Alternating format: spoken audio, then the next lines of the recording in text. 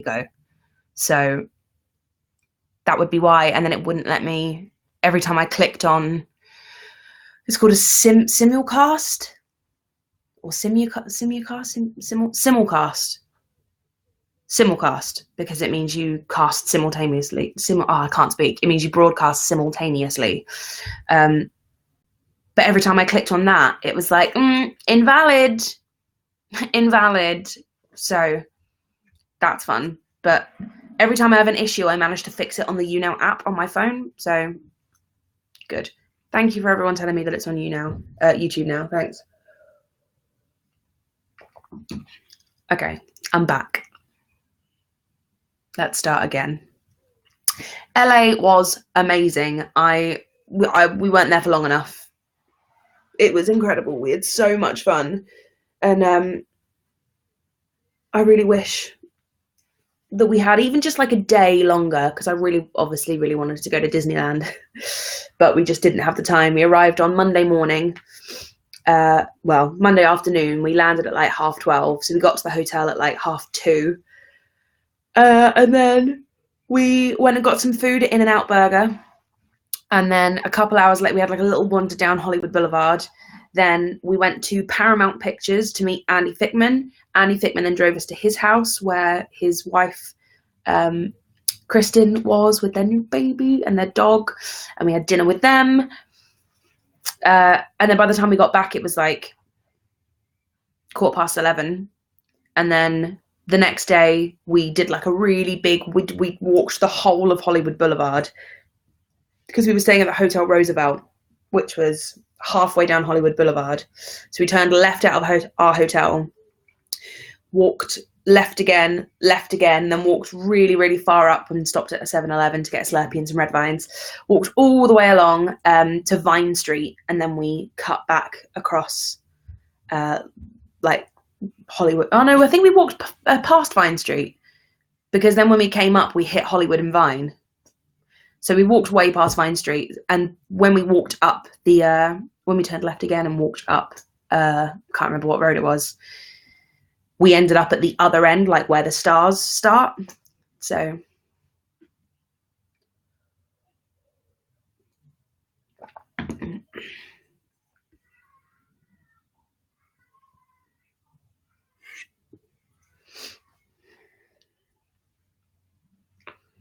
any new merch hints? I do need to get back on that, because I haven't replied to their email just because I've had so much going on. So I do need to get back on that so we can get started. But fun stuff. I don't know who's playing Eponine in the Lamest concert, and I say that not keeping secrets. Like, I genuinely don't know who's playing Eponine in the Lamest concert. I went for a fitting yesterday. I saw the cast list, but that part was not on the list. There are a few parts that weren't on the list, so I think they're still like negotiating.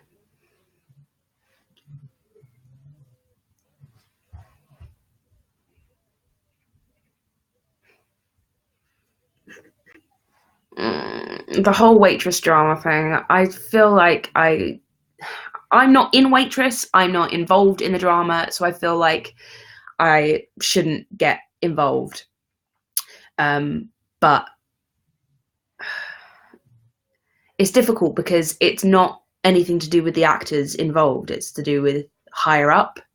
And I feel like stunt casting is fine as long as the people involved are good at their jobs. You know, the thing with stunt casting, I'm going to go on a tangent. So the thing with stunt casting is that the definition of stunt casting is getting someone in who has a big audience to sell tickets, like to have a bigger draw. I'm not very good at explaining this, so let me look up the actual definition of stunt casting. Stunt casting. Oh, spelled that wrong.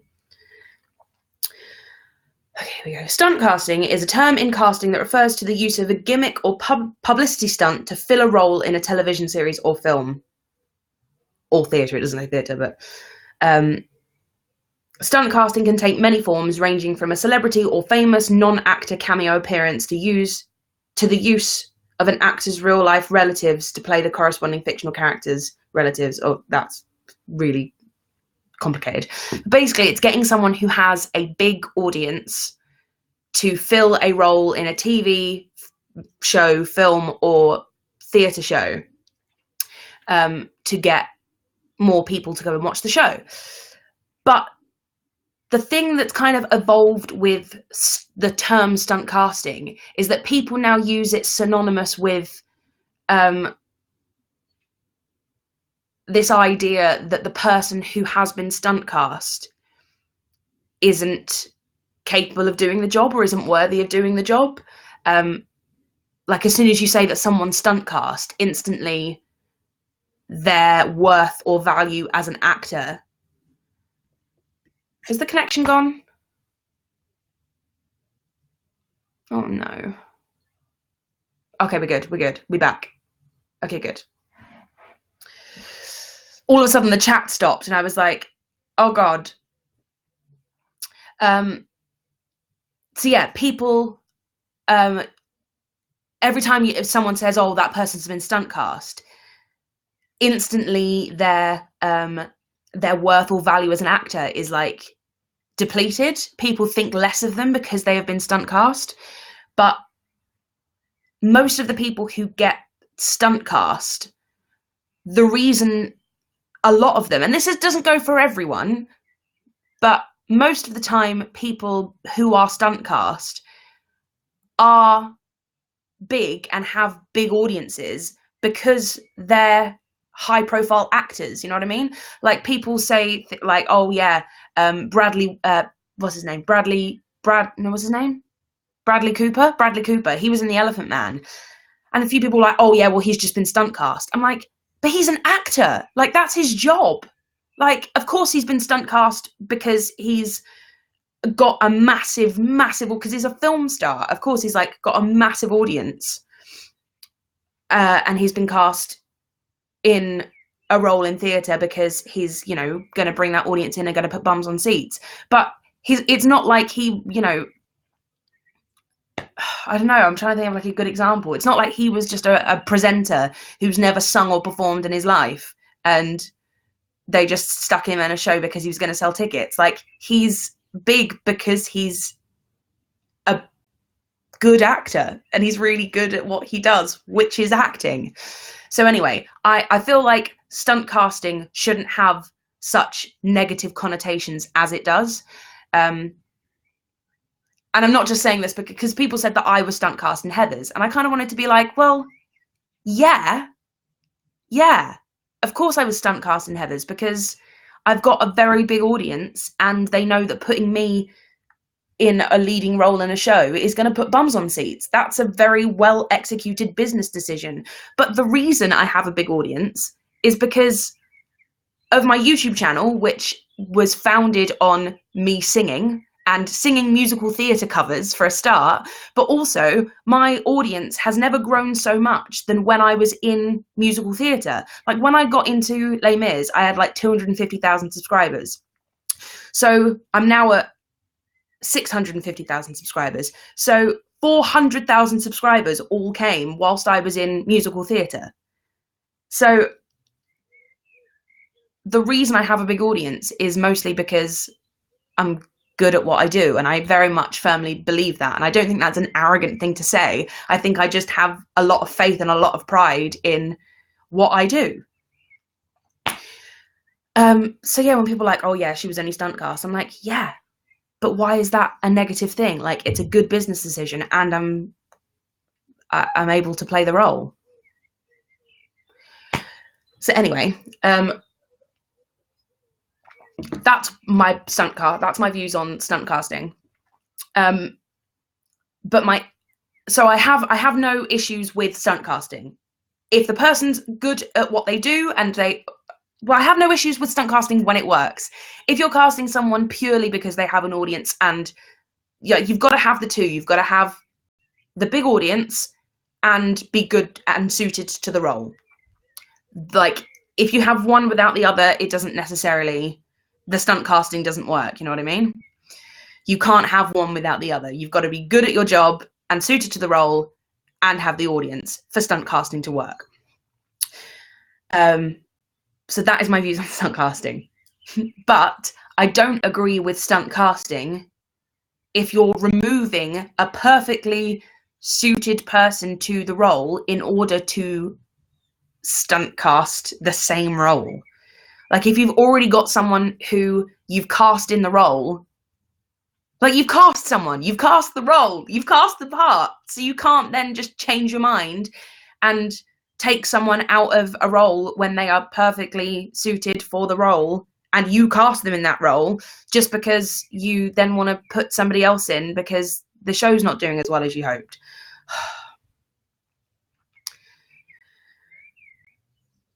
So I agree with stunt casting when you're in the casting process and you want your show to be as successful as it can be, so you find someone who is suited to the role and well known. That's fine. But if you then recast a role halfway through a run and take a perfectly good actress out of said role, that makes me feel uncomfortable. So yeah. For someone who said they weren't going to say very much on that, I said a lot on that, so I apologise. And, you know, I'm not in the show. I'm not involved in any of it. I'm just sort of frustrated on behalf of the theatre community and on behalf of the people who are involved. So yeah.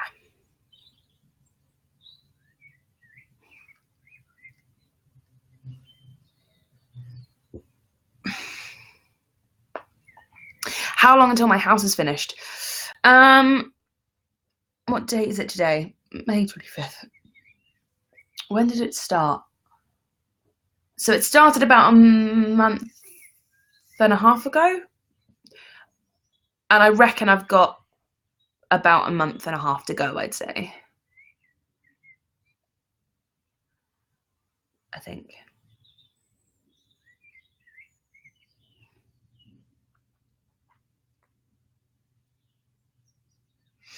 If Heather's got another run, would you be up to buttoning that blue blazer again? Yeah, I mean, it depends on a lot of things.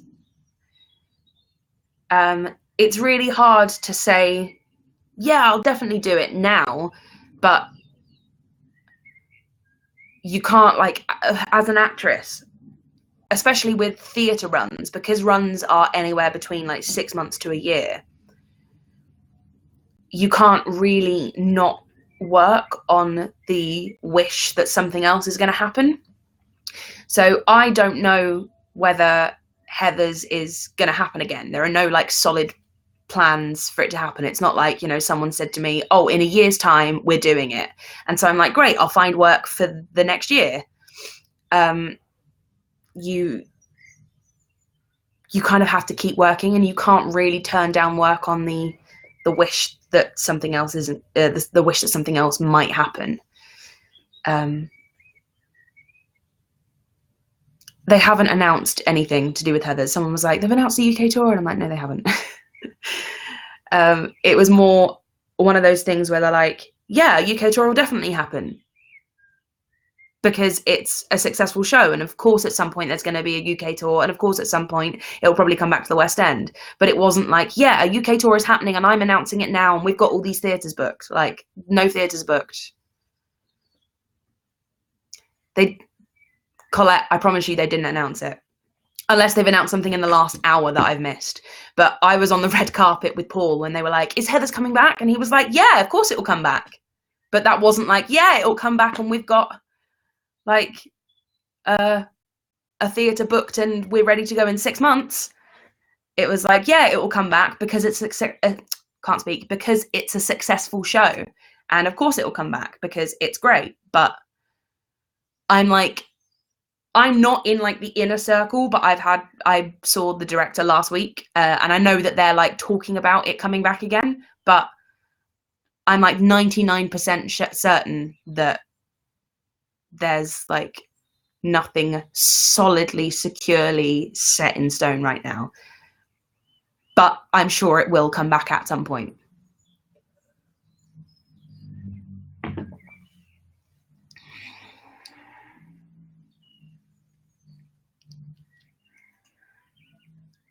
I'm drinking Coke Zero, but I've just finished it and I'm a bit upset about that. I did see the Game of Thrones finale. No spoilers, I promise, for anyone who still hasn't seen it. No spoilers. I won't ever give away a spoiler. Just to go back to the Heathers thing. Yeah, some theatre outlets reported it coming back because of what Paul Taylor Mills said at What's on Stage. Basically, we were on the red carpet and someone said, "Oh, thank you, Ethan. Much appreciate it. And you're now the #1 fans. Thank you very much." Someone said to Paul, "So is Heathers going to come back?" And he was like, "Yeah, it'll definitely come back. We're going to do a UK tour and then we're going to definitely bring it back to the West End at some point. Or we're going to bring it back to the West End." And I was stood next to him and I was like, I don't think you've thought what you just said through, because that's the first I've heard of that. And we're stood on a red carpet right now. And afterwards I was like, what? And he was like, well, yeah, of course it will come back at some point. Of course, we'd love to take it on tour. And I was like, yeah, but Paul, you kind of just like announced that to everyone. You just like announced the fact that there's going to be a tour, but there are no actual solid plans to have a tour yet, Paul. So of course, because he like announced it on What's on Stage red carpet, all of the theatre outlets who were listening were like, UK Heathers tour. Heathers is coming back to the West End. So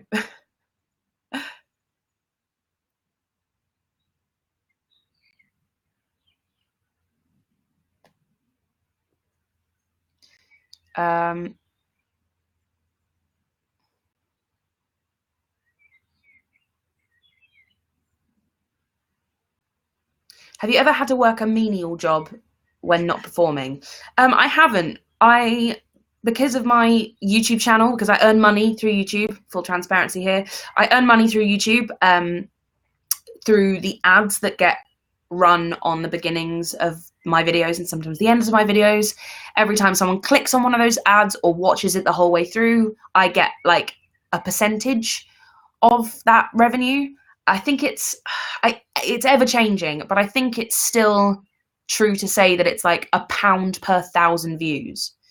So every time there's 1,000 views on my YouTube channel, I get £1.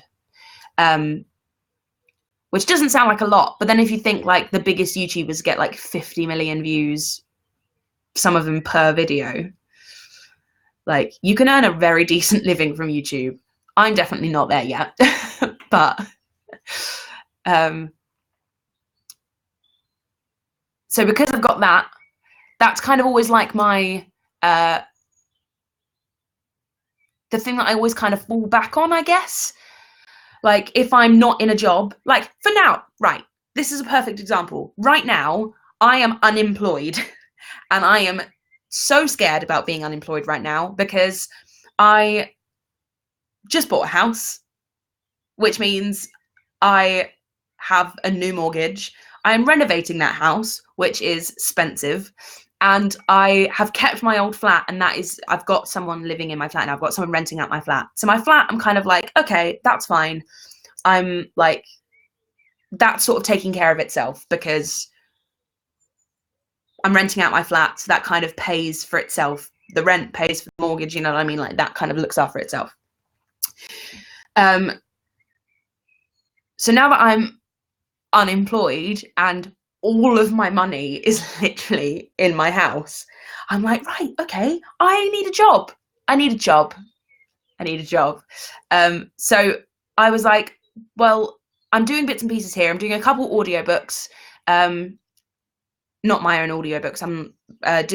So I did the flat share. I'm in talks about doing another one, and I've got like another new book, and I'm narrating an old book as well. So I've got those jobs. I've done a couple concerts. But then I also thought if I make a video every day in May, it kind of ups the YouTube revenue a little bit. Someone actually asking for my address. And plus, I've been so bad at making videos recently. I was like, it's kind of the best of both worlds. It gets me back into making videos. It means I'm being creative and it means I earn a little bit more money this month. So win, win, win.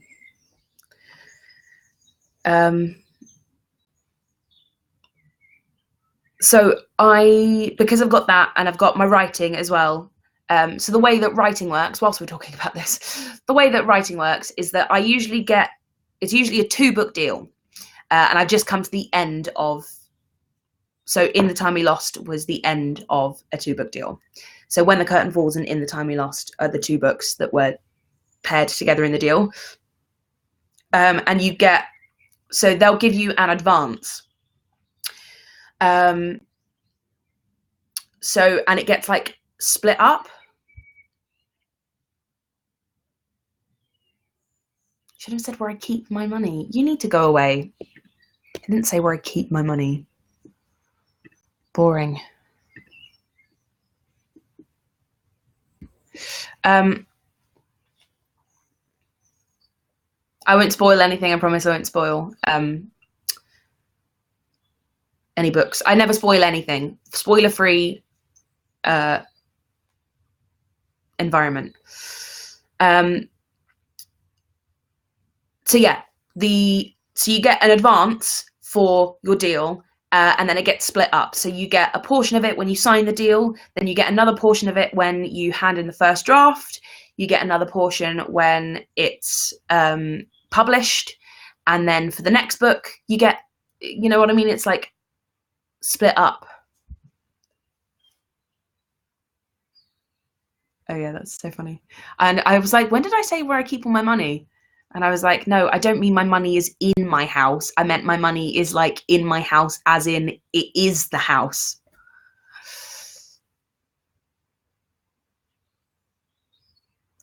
People are weird.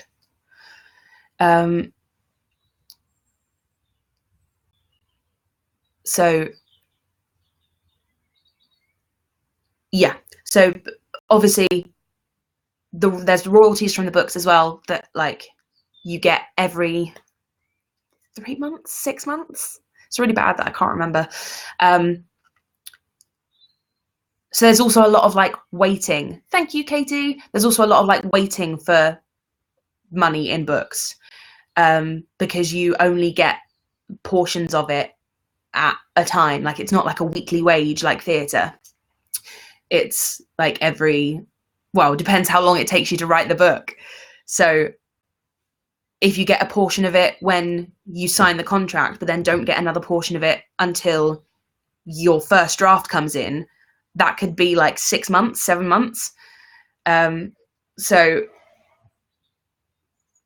you know, it's amazing when part of the advance comes through, but in the time in between, you've got to, you know, it's great when I'm in a show because it means that basically theatre is my most consistent form of income, because once I'm in a contract, I know I've got a weekly wage coming in. I know that it means I'm saving more. It means I've, you know, got money coming in every week that I can pay for the bills and the groceries and everything. But suddenly when I'm not in a job, I'm like, right, I rely on YouTube and writing now. So it's a bit scary. But as of yet, I have never had to get a job outside of like the creative industries. I'm very lucky in that sense. So yeah. I don't get paid for my blog. There are a couple adverts on my blog, and I have the like affiliate link, shop my style type thing, but it's literally like pennies. It's not like, I could probably buy myself a coffee every month out of the money that comes in from my blog.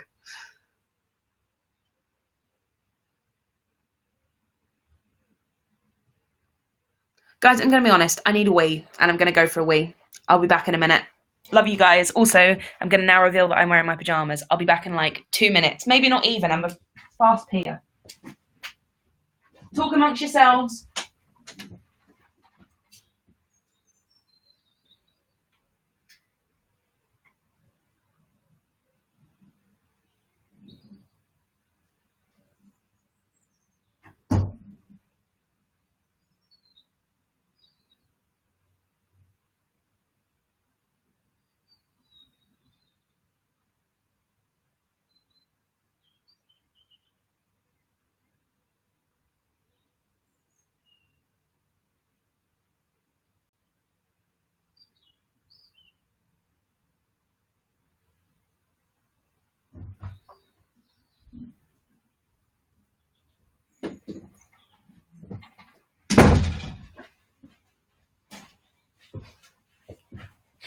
See, I told you I pee really fast. Okay. Hi, I'm back. Thanks for waiting. I really appreciate it.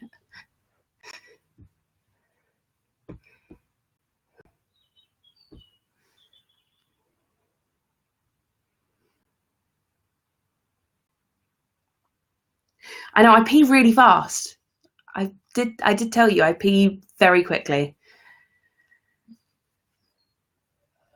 I did run though, so I'm a little bit out of breath.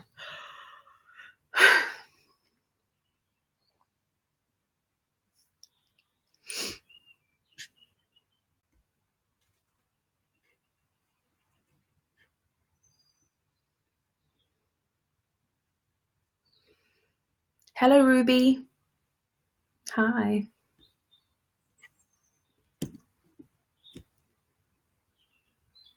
Yeah, today was really, really warm. My little run was a very, very hot and sweaty one today.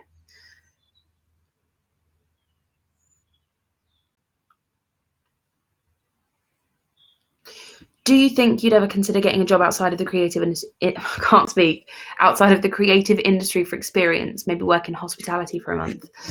I've never really thought about it because, in all honesty, time is quite a big constraint in my life. As soon as I'm in a job, and I live in a theatre. So it'd be really difficult to be like, hey, I'm gonna just go and work in Asda for a month. I just literally, my job just wouldn't allow for that.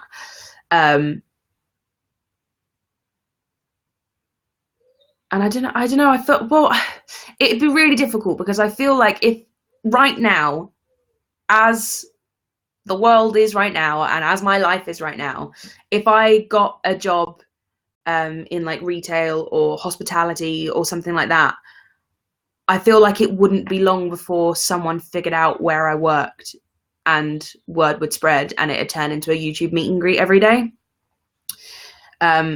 So it's probably just not the best idea for me to do that anyway. But I would be really, I think I'd be terrible at it. I honestly think my fuse is too short these days for like stupidity and ignorance, that if I worked in hospitality or retail or something, someone would ask me a really stupid question and my face can't hide a thing. So I think I'd end up being fired because I'd be like, what? So I don't think I'd last very long in one of those jobs. One of my favorite things to do though is read stories. Like, what was it called? There was a book written by Jen Campbell, and it was something like stories from a bookshop or something like that. And it was like people coming in and asking ridiculous questions in a bookshop. Like someone coming in and being like, oh, there's this book that I really liked the sound of, but I can't remember the title or who it's by. She was like, weird things customers say in bookshops. Is that it? I love reading stuff like that. I love reading those things. But I feel like if I'm the person who someone says those things to, I'd find it really hard to be like, I don't understand what you just said to me.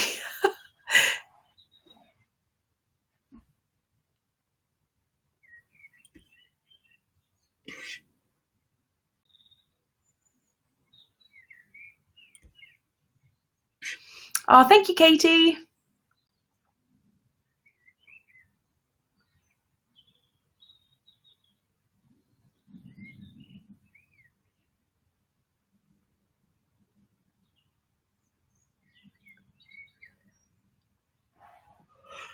Oh, sorry.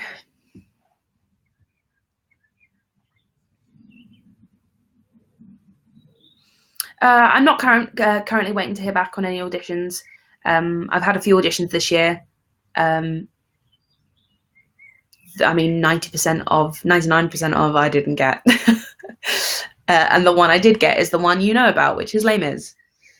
I had a few other ones, but they just didn't work out. Sorry. Oh.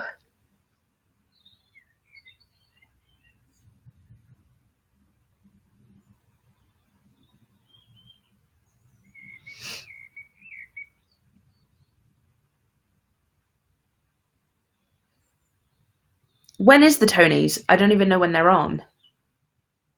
And are we able to watch them over here? Or would I have to stay up at like stupid o'clock? In which case I'll watch it like another day.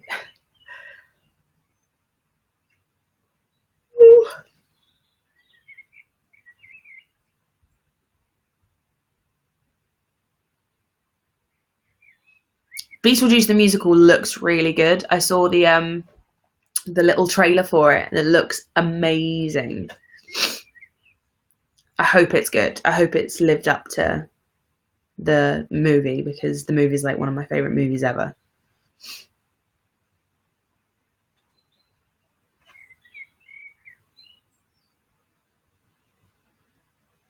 I'm definitely more of an introvert. I'm sorry, I can't stop yawning.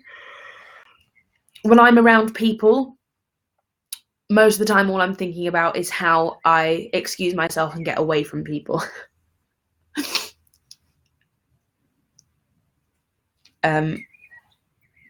Yeah, lots of actors are introverted, and I think that's just part of, because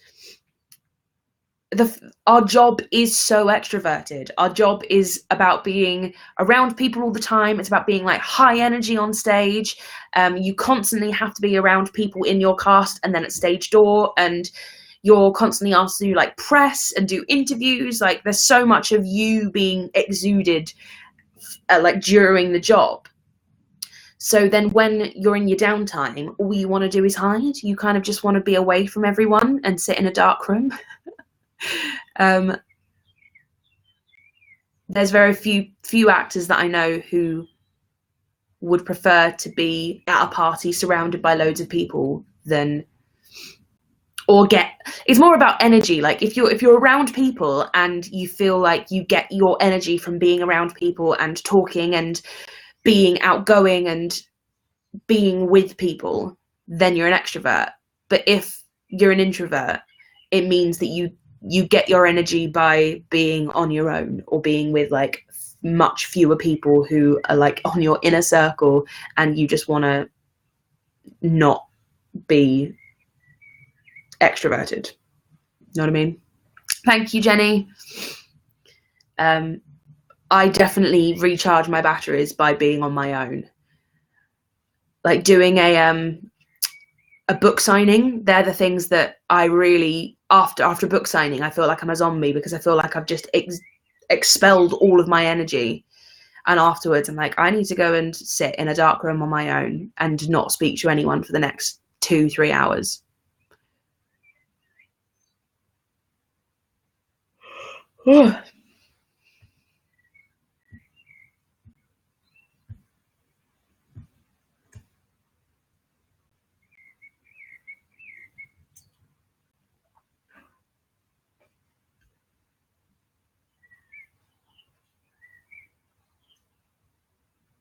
Have your dream jobs changed from when your agent first asked you what, and you said Eponine and Doctor Who? Well, obviously Eponine's changed because I played Eponine for 3 years, almost 3 years. So that's definitely changed, because I've definitely just closed the chapter on Eponine now. I mean, I'd still love to be in Doctor Who. I was sort of more excited about Doctor Who when it was like David Tennant and Matt Smith. Not that I don't like it now.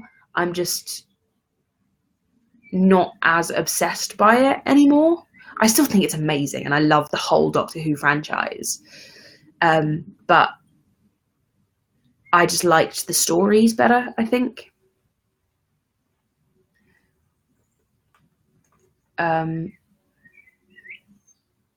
So yeah, I think my dream roles have definitely changed. I'd love to be in Frozen one day. I'd love to play either Elsa or Anna. I think preferably Elsa, just because of the song Monster. Oh my god, that song's ridiculous. I'd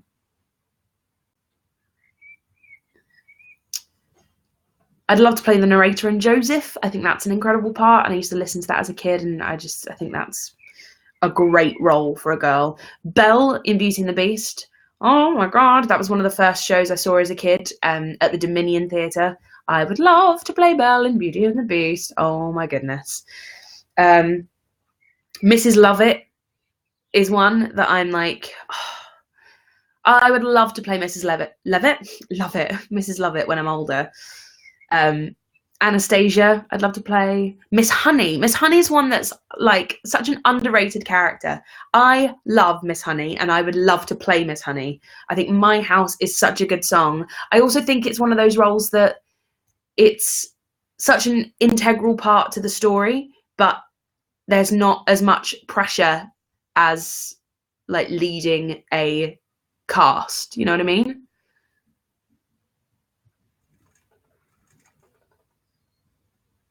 I'd love to play Miss Honey.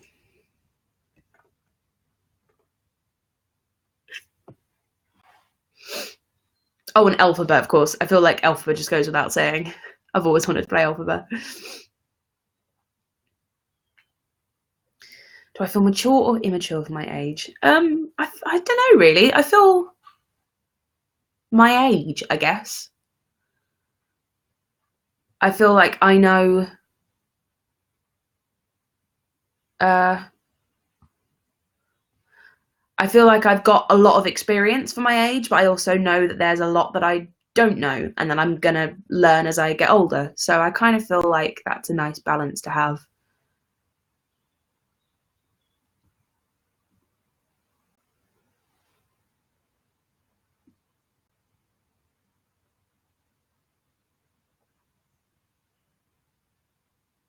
I didn't audition for the narrator for Joseph for this like production that's coming up. Oh my god, we were talking about this the other day. We were saying me as Elphaba, Sophie as Glinda, Oliver as Fiyero, and Ruthie Henshall as Madame Morrible. We were all talking about that a couple of weeks ago, or a week ago, whenever it was.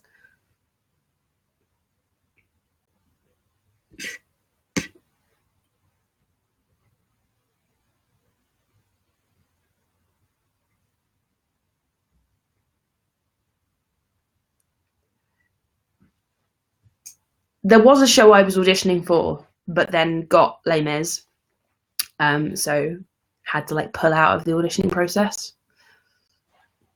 But I probably shouldn't say what it is.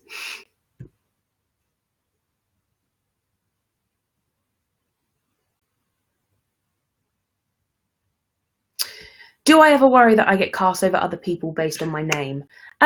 No, because there's plenty of musicals that I have auditioned for in the last year that I haven't got. And I feel like if I was only ever being cast on my name, then I'd get way more jobs than I am getting. I feel like the theatre industry still has a lot of integrity. And I feel like producers aren't going to ruin their show. I guess this is why everyone's so upset about Waitress, because it is letting our side down a little bit, because the theatre has so much integrity and producers don't make stupid decisions that are gonna that are gonna jeopardize their show.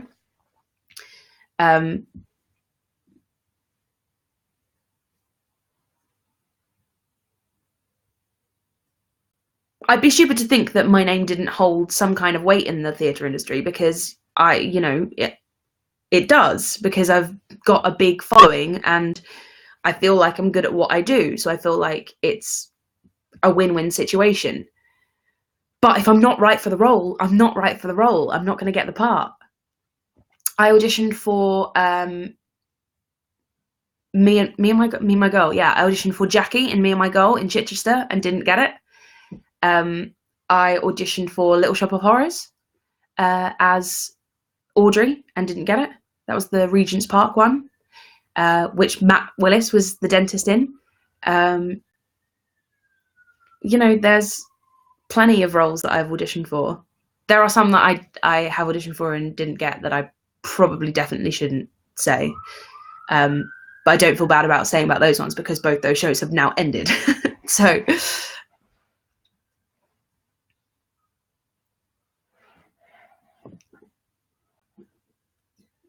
my first ever audition for musical theatre was Mamma Mia. And I was just so not right for that part. Because I've got such like a theatrical sounding voice, like lots of vib, it's very thick, that when you ask me to sing, I have a dream, and they're like, yeah, can you not vib? I'm like, oh God.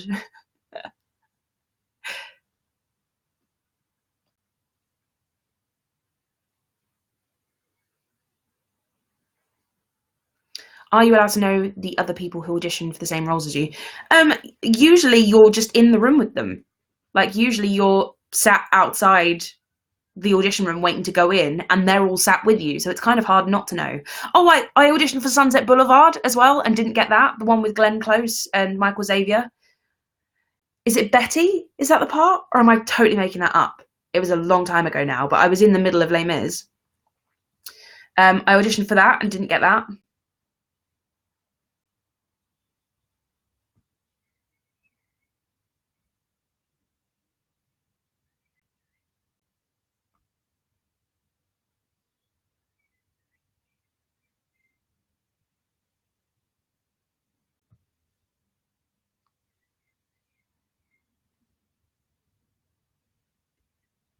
Have you ever auditioned multiple times for the same role? No. Just because sort of that's just time, I think. Just because I've only been in the industry as an adult for 6 years, coming up to 7 years. And so you audition for one role, don't get it, and you just keep moving on. And usually, because cast changes only come around every year, by the time cast changes come around for the next job, for that same job again, I'm already working in something else. So I've not had the chance to like re-audition for shows that I've already been up for. And most of the shows that I've been up for and haven't got, weirdly, have been shows that have had like a short run. Like they've only been scheduled to run for like 12 weeks or 6 months or whatever. So by the time I'm like free to audition again for anything again, like free to audition for anything again, the show's closed.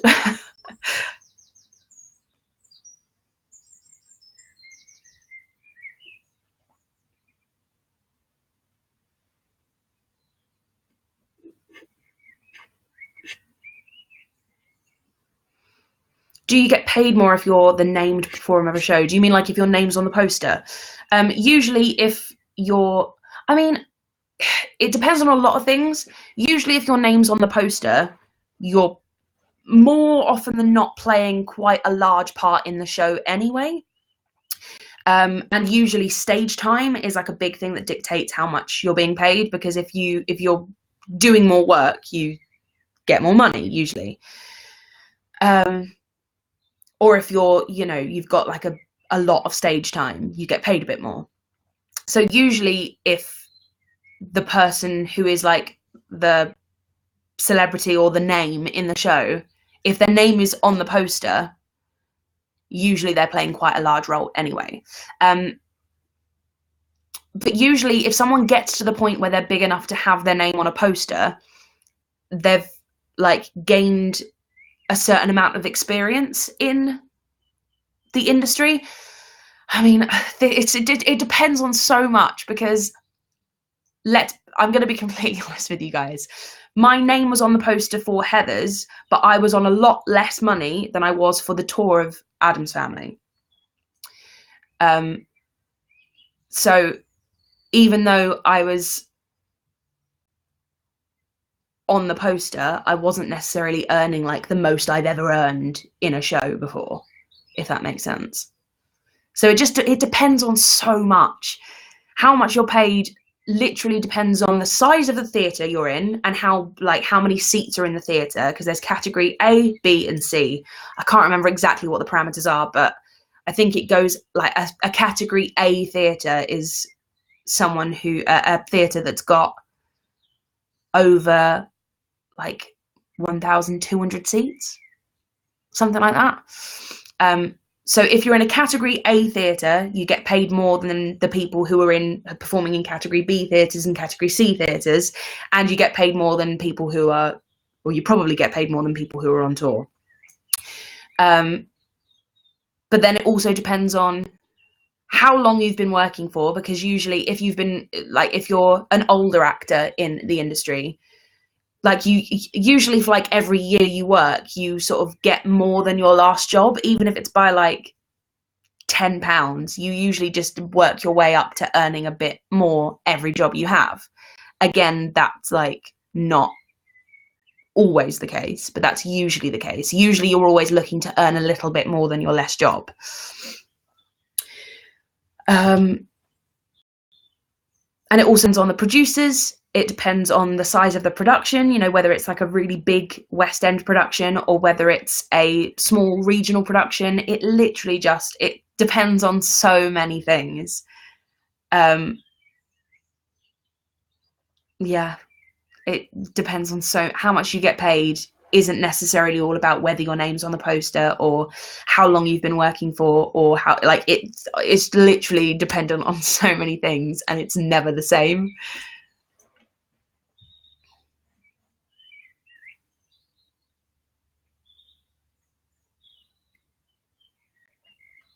It's my favourite costume I've worn. Probably I loved the Toot Sweet outfit in Chitty. Oh, I loved that outfit. And I wore it for all of like 10 minutes.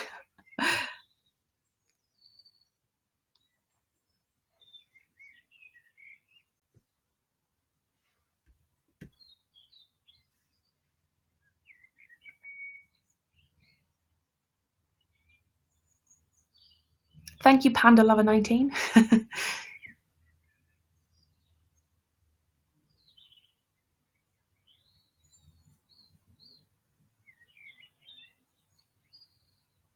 Someone just say, thank you, Nihei. I think I'm saying that right. Someone just say there's Frasier the musical. I used to love Frasier. I love Kelsey Grammer as well. I hope that's actually a thing.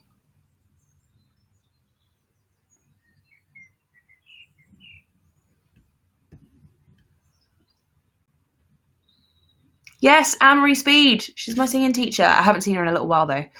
But yeah, she's my singing teacher. I'm going to go and see her before Les Mis starts, just so I can go through all the material with her. She's amazeballs.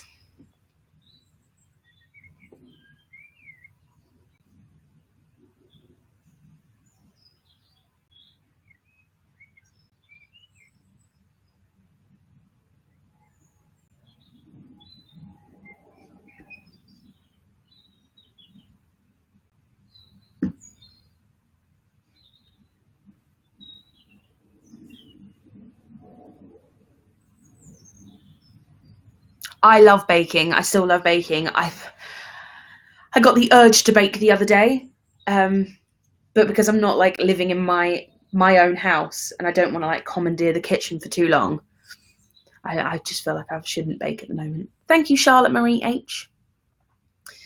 But once I'm in my house is finished, one of the first things I'm going to do is bake a massive, big ass cake, and I'm so excited about it.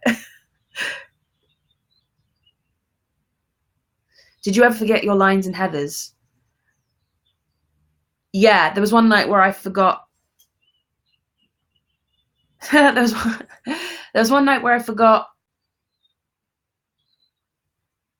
Oh, what line is it? I know exactly which point of the show it was.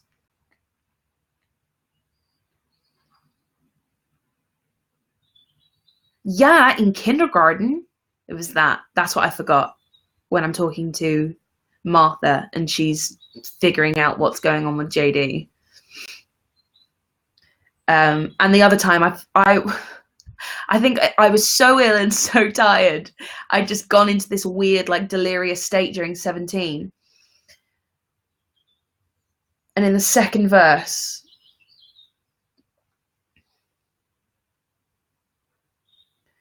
how does it go? Oh, what are the lyrics in the second verse of 17? Someone help me out. Oh yeah, so it goes, people hurt us. He sings, or they vanish. And you're right, that really blows. And then I still sing, but we let go. And he goes, take a deep breath. And I just forgot. I was like, I've sung enough. Surely it's not me. But it was. So I just didn't sing, but we let go. And he was like, take a deep breath. Just looked at me like, what are you doing?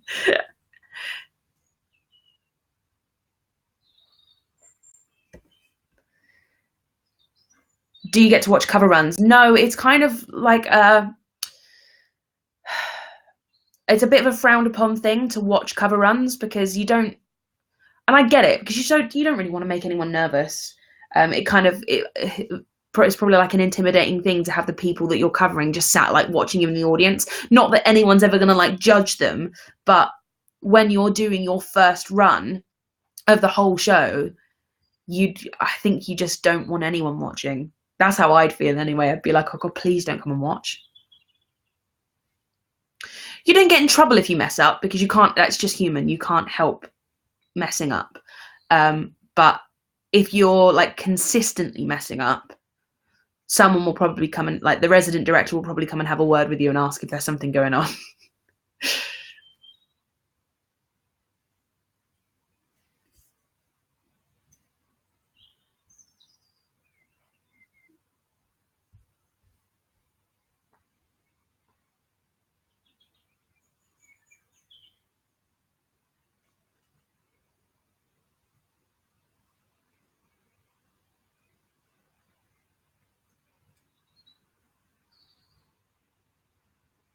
Cinderella's finished now. For those of you that don't know, I did a workshop last week for Andrew Lloyd Webber's new version of Cinderella. Was it last week?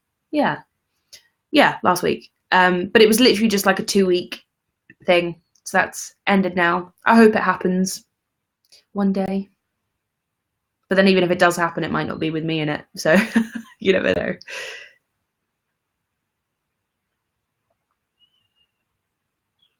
Hello, Freddie.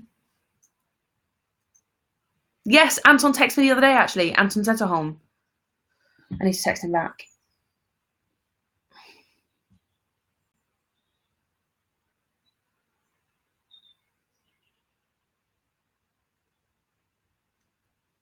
Thank you, Freddie. Right, I'm going to be here for like 2 more minutes, and then I'm going to go and cook myself some food. Ollie isn't here. Ollie is on a cruise. He's working on a cruise this week. He left yesterday, so he'll be back in a week. I do miss him, but it means I get the bed to myself, so there's also that silver lining, you know?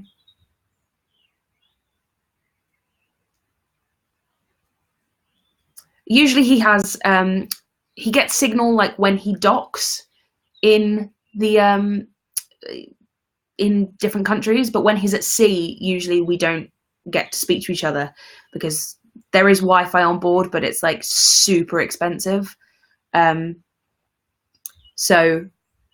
we're trying out this app called Google. I can't speak today. We're trying out this app called Google Duo, where I think you can like use the Wi-Fi even though you're not connected to it. But even so, I'm pretty sure he like docks every day on this trip. There have been cruises where he's at sea for like 4 days and we just don't get to speak.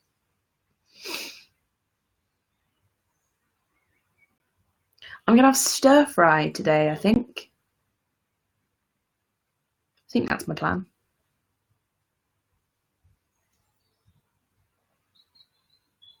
Okay, one more question and then I'm going to get some food. Someone just asked, do you have a better chance of getting the role when you were in the workshop?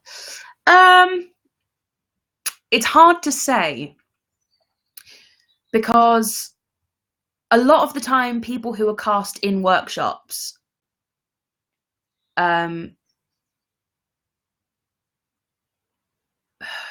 it's difficult because again, it depends on so much, and it's not always the same. But sometimes workshops are cast to, like, you rehearse for a week and then at the end of the week you do a performance, and the reason you do the performance is to, like, sell it almost. Like, you get people watching it who are producers or investors, and you put the musical on to sell it to them. So sometimes people are cast in roles that aren't necessarily right for the roles, but they are amazing performers. And they know that they're going to, like, sell it. And usually when you do a workshop, everyone's got, like, their scripts in their hands. You're not really performing it how you should be performing it. You're sort of like, it's a workshop. I don't really know how else to describe it. You've got your scripts in your hands, and you're not doing, like, a fully staged musical.